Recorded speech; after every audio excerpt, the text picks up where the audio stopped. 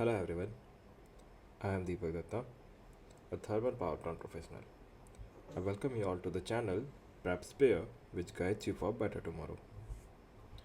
Last class में हमने basics वगैरह देखे हुए थे regarding macroscopic and microscopic ways, or you can say that macroscopic and microscopic approach. फिर हमने concept of continuum वगैरह ये सारा कुछ देखा हुआ था. Today we will discuss regarding homogeneous system या फिर homogeneous material. Today we will discuss about homogeneous material. वो क्या होता है ये देखेंगे. फेज़ क्या होता है ये देखेंगे. ये सारी चीज़ें जानने के बाद हम आएंगे इसमें थर्मोडायनेमिक इक्विलिब्रियम क्या होता है. ये बेसिक से स्टार्ट कर रहे हैं. Thermodynamic equilibrium and then the last but not the least quasi static process. Quasi static process ये क्या होता है. होमोजेनियस मटेरियल की अगर हम बात करें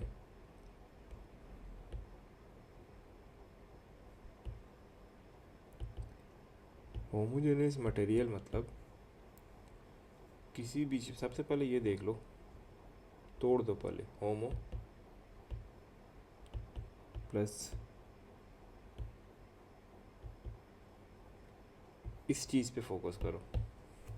ये होमो, कोई भी चीज़ में होमो मतलब सेम रह जाता है. ठीक है. तो ये जो मटेरियल जो बनती है ना, होमोजेनियस मटेरियल बोल दो या फिर होमोजेनियस मिक्सचर बोल दो, जो भी बोलो, इनमें जो कॉम्पोजिशन होते हैं मतलब ये जिन जिन चीज़ों से बना होता है, जो होमोजेनियस मटेरियल जिन चीज़ों से बना होता है, इसका जो केमिकल कॉम्पोजिशन काइंड ऑफ ले लो. Chemical composition uniform throughout रहता है. मतलब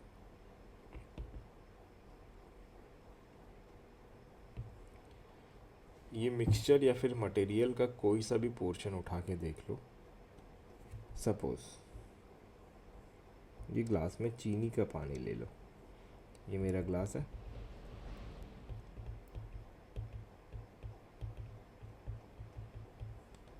इसमें एक काम करो, शुगर डाल दो. शुगर डाल देना और शुगर को अच्छे से मिक्स कर लेना. अब यू डू वन थिंग, कुछ पोर्शन यहाँ से चम्मच से निकालो और टेस्ट करो. ठीक है, टेस्ट कर लिया. अब देन क्या करना, ये वाला पोर्शन को पूरा खाली करो. अब नीचे कहीं से एक पोर्शन निकालो, इसको भी टेस्ट करो. ये देखना, आप देखोगे ये दोनों के टेस्ट में आपको कोई डिफरेंस नहीं समझ में आएगा. क्यों? क्योंकि दोनों जगह में proportionate of sugar in water same है. आप ऐसा नहीं बोल पाओगे भाई यहाँ ज़्यादा घुल गया, यहाँ कम मिल गया. ऐसा नहीं हो पाएगा. होमोजेनियस मटेरियल का मतलब ही वही होता है जिसका केमिकल कॉम्पोजिशन क्या होता है, यूनिफॉर्म होता है थ्रू आउट, और इसको मैकेनिकली आप सेपरेट नहीं कर पाओगे होमोजेनियस मटेरियल को. इसके बाद हम देखेंगे फेज़ क्या होता है.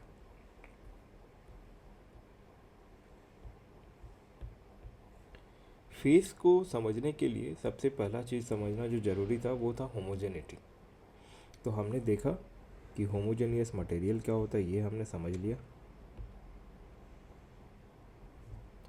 अब फेज़ होता है, होमोजेनियस तो होता ही है, वो क्या होता है, केमिकली होमोजेनियस होता है,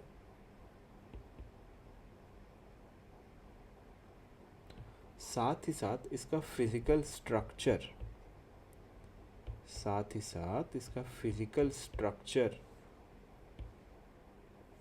सेम हो जाता है throughout a certain time. अब इस चीज़ को समझने के लिए सबसे बढ़िया एग्जांपल अगर लेना है तो वाटर वाली लेते हैं। पानी को लो, रियल बेस्ड एग्जांपल देखते हैं तो शायद आपको समझ में आ जाए, आई होप कि क्लियर हो जाएगा। इसको रेफ्रिजरेट जब करते हो तो मेरे को इसको जैसे ही रेफ्रिजरेट कर देते हो मिल जाता है ना, ये बर्फ़ बन जाता है, ये पूरा आइस हो जाता है।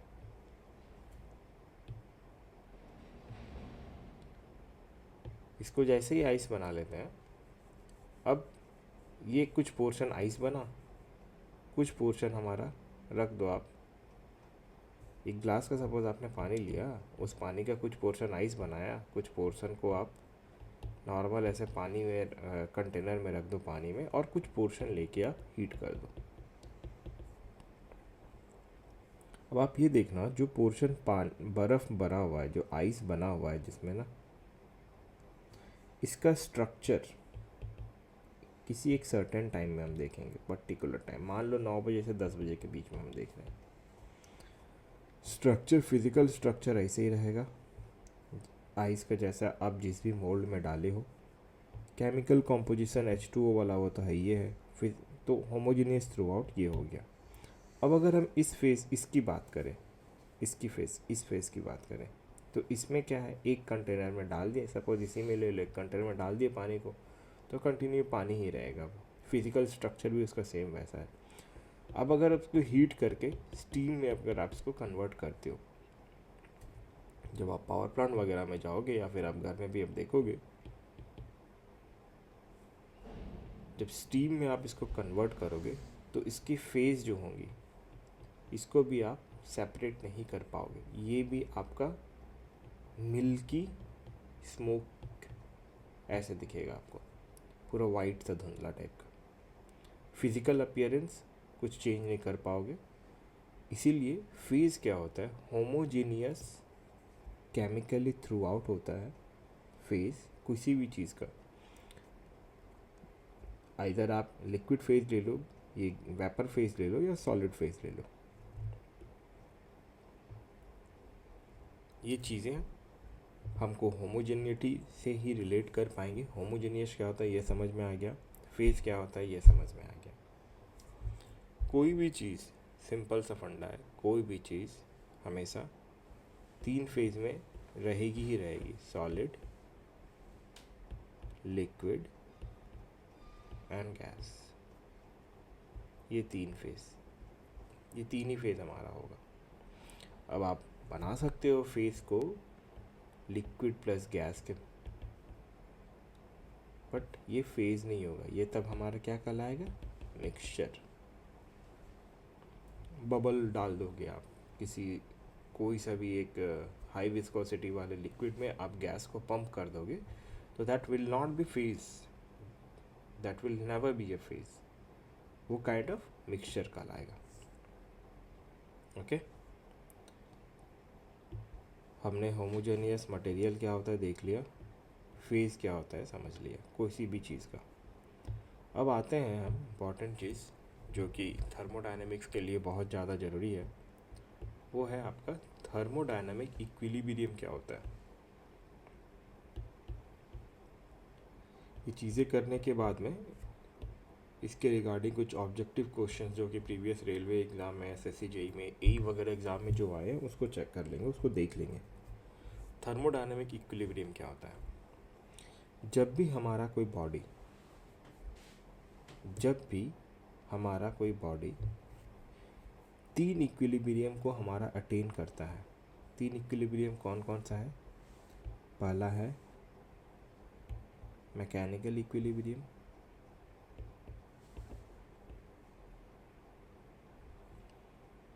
दूसरा है केमिकल इक्विलिब्रियम,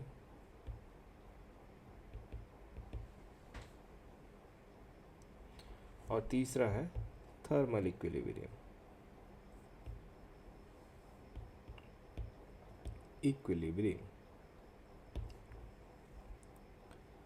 अगर हमारा कोई बॉडी इन तीनों इक्विलिब्रियम को सेटिस्फाई करता है कोई बॉडी या फिर कोई सिस्टम, ये तीनों इक्विलिब्रियम को सेटिस्फाई करता है, then we can say that system or that body is in thermodynamic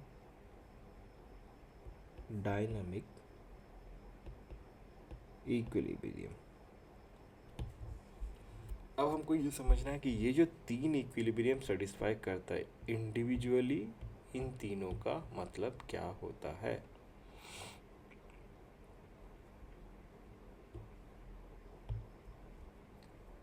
point 1 आते हैं हम, मैकेनिकल इक्विलिब्रियम।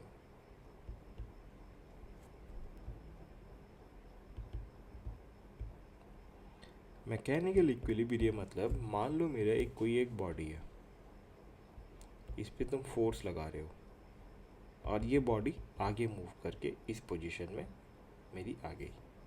पहले मेरी बॉडी पोजीशन ए में थी, अब बॉडी पोजीशन बी में आ गई। स्टिल आप फोर्स लगा रहे हो इस पे, बट आप क्या देख रहे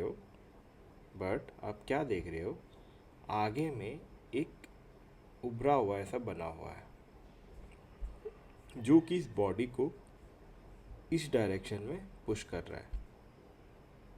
और एट अ सर्टेन टाइम जैसे ही आप ढकेल रहे हो, कुछ टाइम के लिए आपका फोर्स और ये पोर्शन जो कि बॉडी पे लगा रही है वो फोर्स क्या हो जाएगा, इक्वल हो जा रहा है। मतलब net force on the body, net force on the body और the system is equal to 0।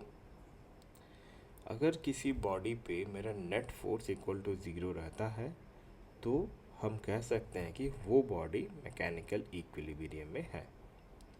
ये कंप्लीट है। अब नेक्स्ट देखते हैं केमिकल इक्विलिब्रियम। केमिकल इक्विलिब्रियम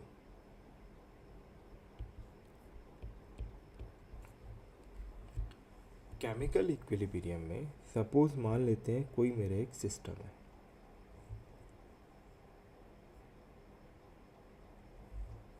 इसको दूसरे सिस्टम के पास में लेके गए,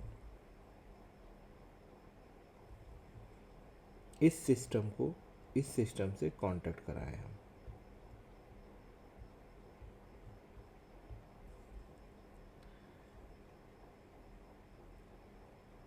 एक moment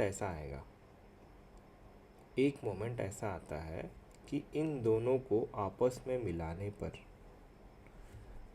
no any chemical reaction,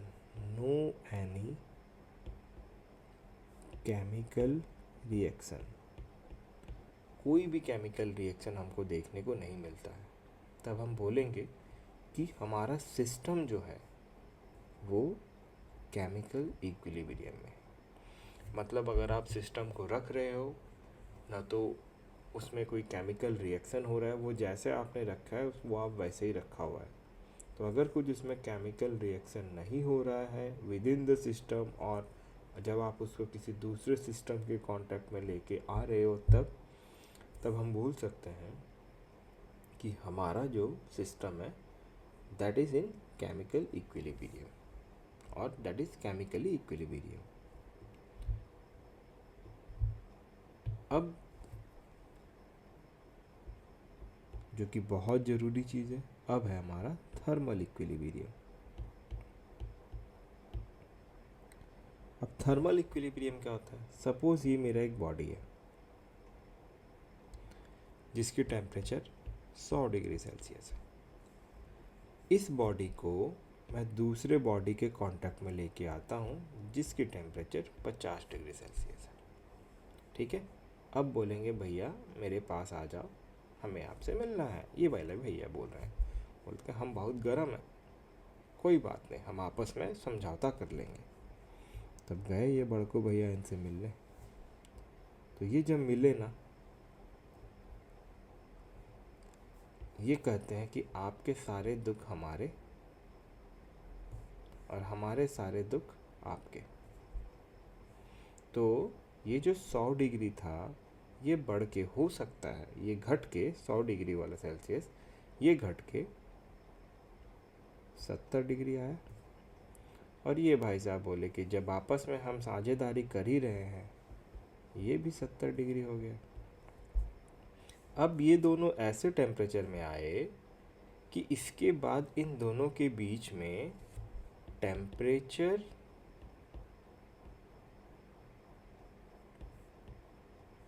exchange,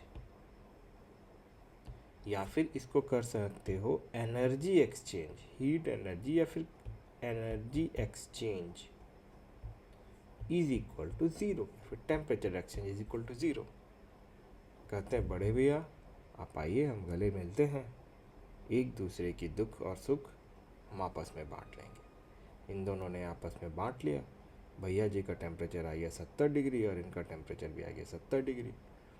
तो हम कह सकते हैं अगर ऐसे सिस्टम, हाँ और एक चीज़ इसमें दिमाग में रखेंगे, बट यह बोलेंगे अगर हम एडियाबैटिक जैकेट पहन लें तो तुम हमको कितना भी अपने पास बुला लो तुम हमारा दुख नहीं झेल सकते, हम दुखे झेलते रहेंगे।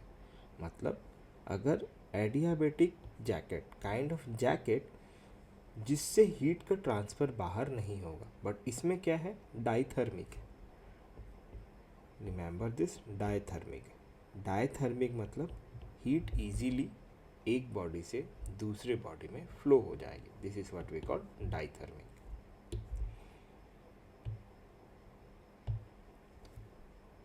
अब थर्मोडायनेमिक इक्विलिब्रियम का कंसेप्ट अगर क्लियर हो गया,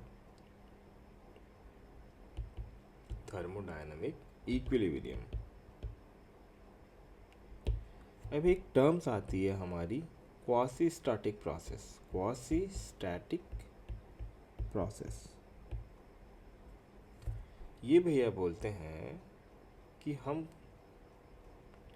हमको सपोज मान लो ये मेरा कोई एक पोजीशन में भैया है, ठीक है, इनको जाना है बी के पास में।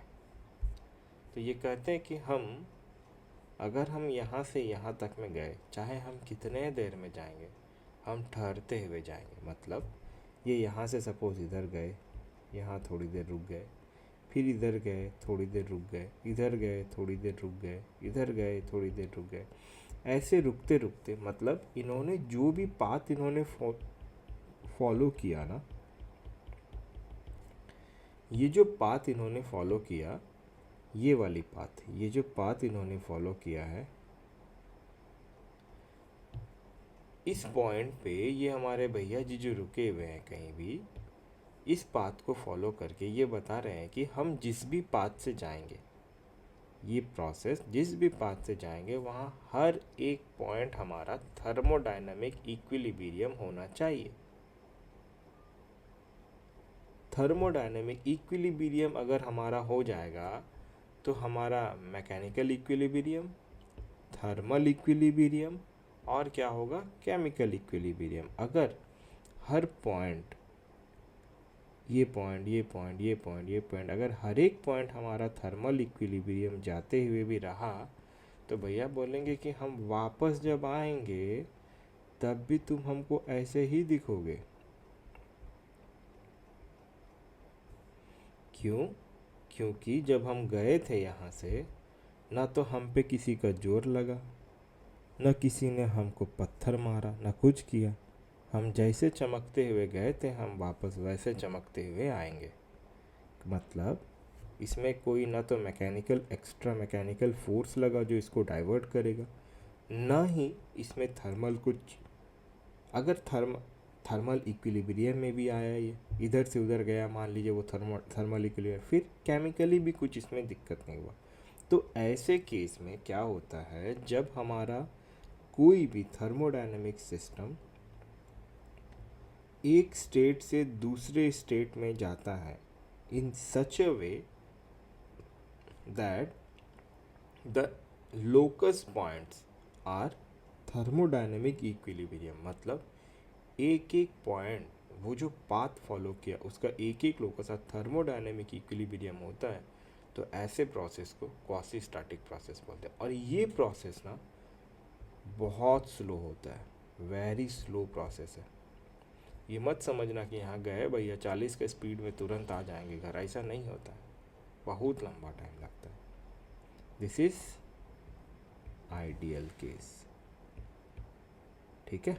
बहुत लंबा टाइम, इनफाइनाइट टाइम तक ये चलता रहेगा, वेरी स्लो प्रोसेस। इसीलिए हम कहते हैं कि quasi static process reversible process भी होती है। Quasi static process are reversible. Reversible बोले तो जैसा हम गए थे भैया जी वैसे ही हम आएंगे, कोई बदलाव आप हम में नहीं देखोगे। चमकते हुए गए थे हम, चमकते हुए आएंगे, दैट्स इट। समझो मैकेनिकल इसी कंसेप्ट से। कोई डाउट्स है तो आगे पूछिए। इसके रिगार्डिंग अभी चैप्टर 1 अगर हमारा कंप्लीट हो गया है इसमें, इसके रिगार्डिंग नेक्स्ट ऑब्जेक्टिव्स लगा लेंगे क्वेश्चंस का। Okay, have a great day, thank you.